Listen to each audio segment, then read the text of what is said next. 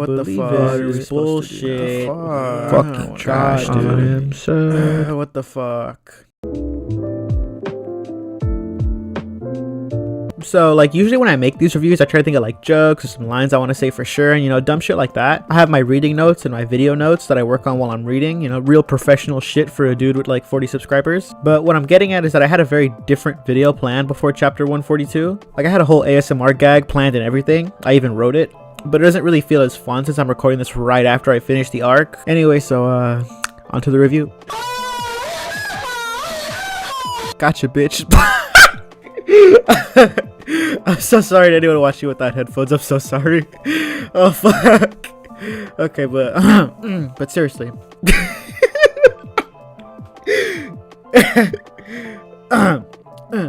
Let's be serious here. We start this arc with Austin needing a break. Shit. Oh fuck. Let me pause real quick. There's like 4 arcs in this bitch, so I'm just gonna combine the first 2 into this bathhouse festival arc thing. So we start that with Austin needing a break, which was pretty funny because we also see our boys coming back all different and shit. Kano and Kaido show up in I don't know how I feel about this one, honestly, because I don't outright hate them being healed by a bottle of the witch's blood magic, but I definitely don't love it at all. And it doesn't help that they performed the corniest fucking song I've ever heard, well, I've ever read. Like, this Asta appreciation song is some shit I'd expect to be on the next Imagine Dragons album. But after that, it's a pretty funny double date gag, you know, lots of laughs at the start, which felt a bit slow, but you know, not too bad or unbearable or anything. Then there's some mingling with the captains and the other knights that I was whatever about. Yami has 2 girls that like him, so you know, I guess the dude's packing lightning and thunder down there or something. The important bit that we get here in this section is that not only is Yuno #1 in his squad, but your boy is #1 too. Seek decides to be a bitch again and expose Asta and Yuna as peasants, but you know what? I'm actually pretty glad he did that because we get the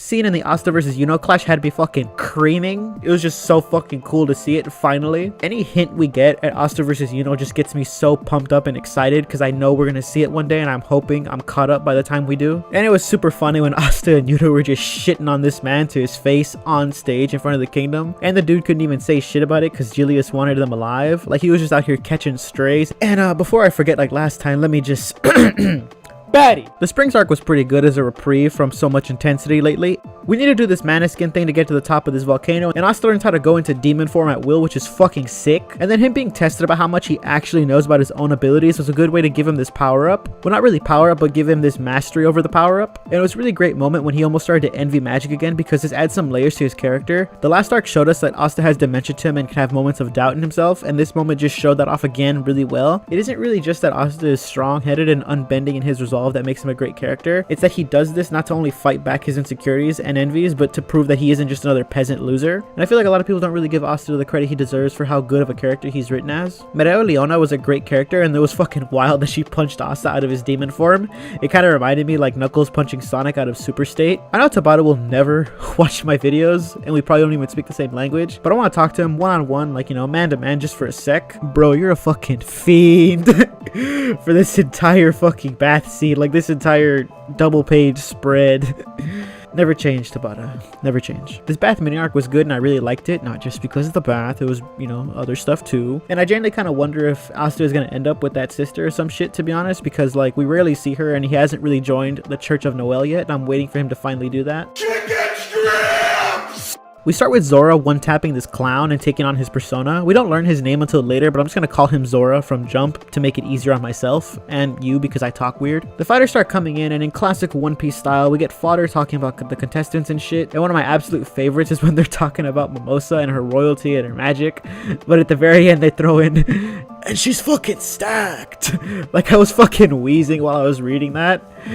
Because you know what, she do be stacked. Yeah, there's some hints to Yuna versus Asta at the end of this tournament, but I think we all know what happens, so I'll just talk about it later when it's actually relevant. And it was kind of confusing how the tournament was explained at first. Like, it wasn't until it actually started that I got fully how it was supposed to work. When Zora jumps down to meet Julius, he scared me for a bit because I was like, oh, we're just gonna get a fight off rip, but you know, nothing happens. And this is where we get the first full view of his design that I didn't really like at first. I still don't, but it kind of grew grew on me a bit as the arc progressed, and he was interesting off rip because of how he doesn't really share the common mindset of the people, and I wanted to see where that went, so I let that weird design slide for a while. And then once again, Noelle shows off why she has the best character development in the series so far, because we see her afraid and anxious but trying to convince herself that she can fight her brother, and that got me really hyped to see this royal bitch boy bozo douchebag get his fucking nuts dragged. So I'll be honest, there's like tons of fights here, and I could honestly talk about all of them for a while, but for the sake of time and shit, I'm just gonna go over my favorite parts of them, and if I skip a fight, it doesn't mean I didn't really like it, it just means I didn't really have anything to say that's worth putting in a video. So bear with me, because you know, this arc is dense with fucking content. I got a bit of a chuckle at that bow at the start of Asta's match because it was like some real Call of Duty shit, and Zora was a little annoying here, but not really unbearable. And then when the fighting actually starts, Mimosa just starts going crazy with her new spell. You really love to see it, and we win this match because of a trap Zora set. The Ashe magic was actually pretty sick, and up until now we haven't actually seen a trap user, at least to my knowledge. Douchey win because he was a bit of an asshole, but it was a good win still regardless. Mimosa apparently has an older brother who is also a douchebag. Crazy, who would have thought?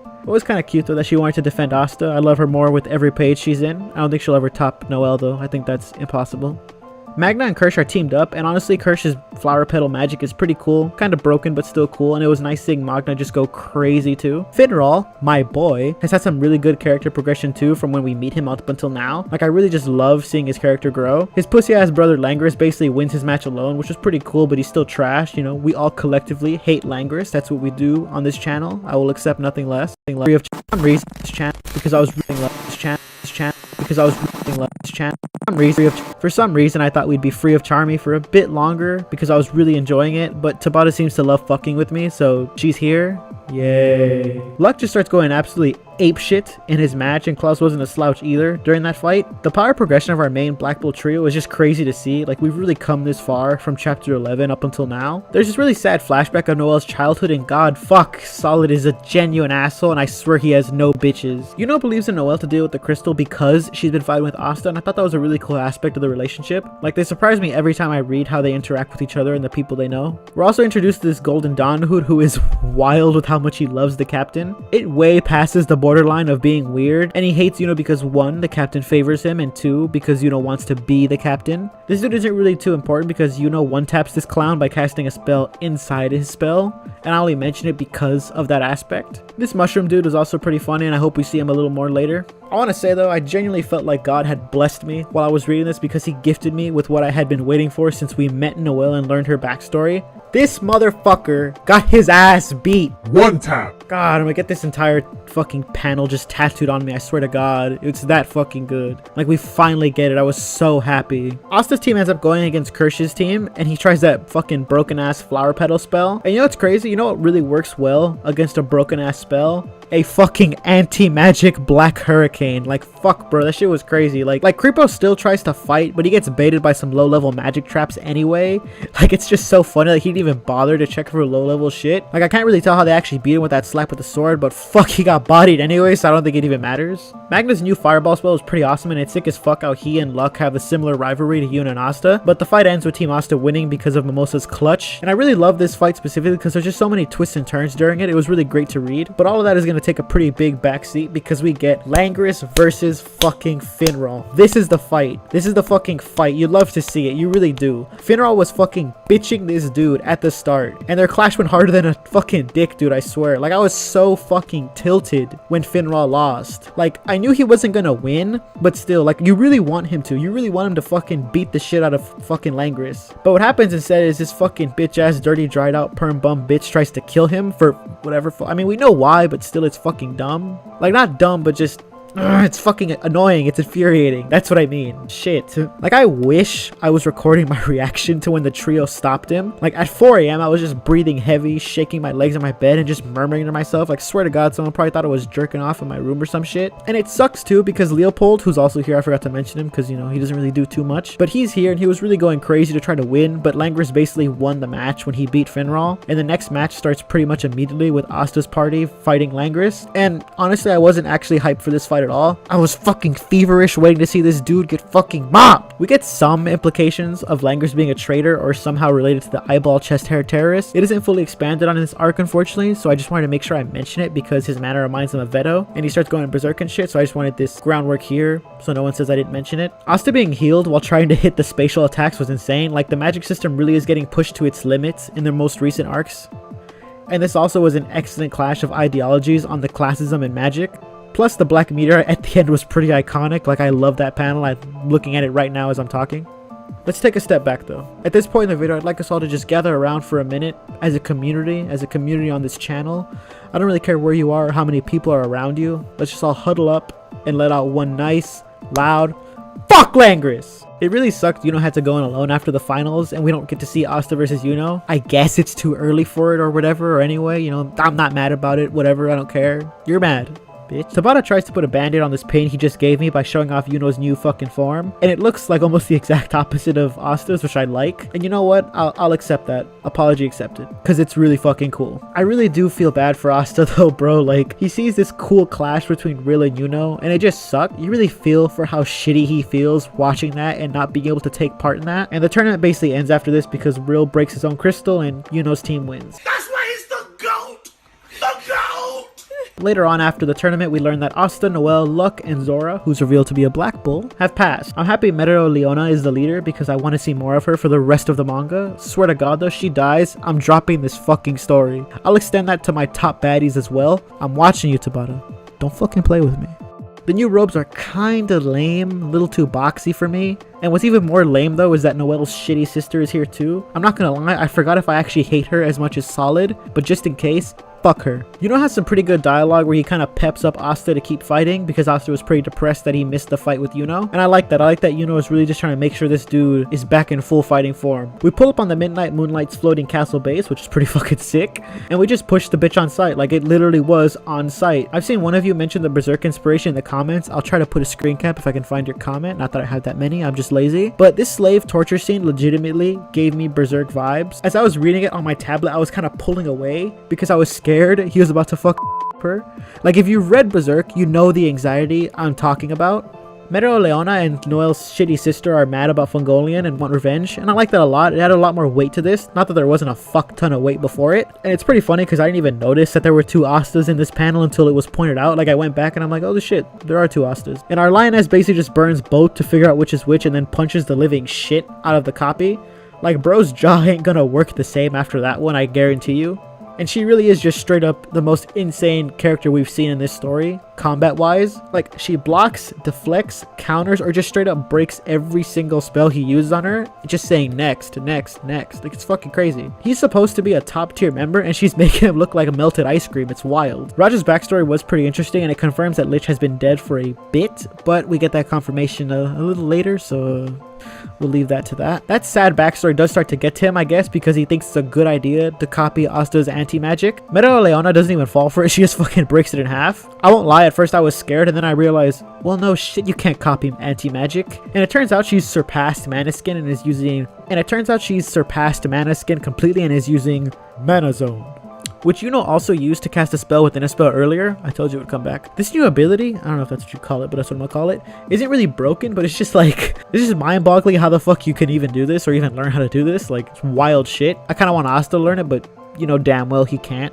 Stuff back at the Black Bull hideout isn't really going as chipper as it is at the Midnight Sun hideout because Sally, thank God, and these two losers decide to pull up. Only Gouache, Gordon, and Gray are here, which is pretty much the C team of the Black Bulls, or maybe B team because Gouache is there, so I'll give them that much. But I might have to upgrade them above that because it turns out they're a lot stronger than I thought. Gray turns Sally's salamander into crystal so Gouache can destroy it, and then Gordon's revealed to be a poison user. Number 0 is brought out. I can't pronounce that name, I'm so sorry, I'm not even gonna bother trying, but he's fucking wild. Mainly because he's made of 2 captain corpses that are combined. I don't know how the fuck you do that, but you know, he did it. And I didn't really go in expecting any development for Gordon and Gray, but we got it and it isn't really that bad. Like, I like how it relates to the Black Bulls and their family type bond, and the panel of them all standing tall against Zero is just cool as fuck. Like, it's some real hype shit. But then we get a reveal here, and I really want to ask those of you who've already read or are watching this arc, did you love Henry as much as I do when you first met him? Because I fucking love Henry. I have no idea why.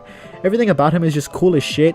The lore, the shifting of the hideout, his Madara type design, his magic, like everything is fucking cool. And then to top it all off with the Raging Bull, like I really love this shit, dude. Like, Tabata's just putting his whole ass in the artwork lately, and I really like it. And especially when Sally makes her big ass fucking salamander. The combo here is fucking sick too. Like, it's just stacking on how fucking sick it is. Because it gets mopped by Gray, who's powered up by Gouache, who used his mirror eye to make duplicates of her so she can turn it into grass. So then that Gordon can poison it. Then Harry fucking decks the shit out of it. Like, it's just some weird stacking combo shit with all. I fucking love it. It's crazy. The Midnight Sunner runners do escape though, because apparently they got what they needed. We didn't see it, so I don't believe that shit for a second, but you know, whatever. They're gone. Get the fuck out of here. Yami wasn't there at all to help with the fight because he was gone on business apparently. And then we do find out where he is. He's at the Golden Dawn place because William requested him. But William isn't there, and instead, he's with Julius at the top of the castle. I'm gonna be honest with you guys for a bit. I was just fucking pissed. Like, just straight up pissed off. Like, I saw it coming. Like, who could not see it fucking coming? Like, we all saw it coming. Yeah, Yami kind of got it confirmed that William was fine, but he was still sus as fuck. Like, we all really saw that shit coming. And I don't really know what to say, because I was just fucking pissed. Like, I was straight angry. Like, I was fuming when he transformed into Lich. Julius is sad about the reveal. I mean, who the fuck wouldn't be sad about it in his position?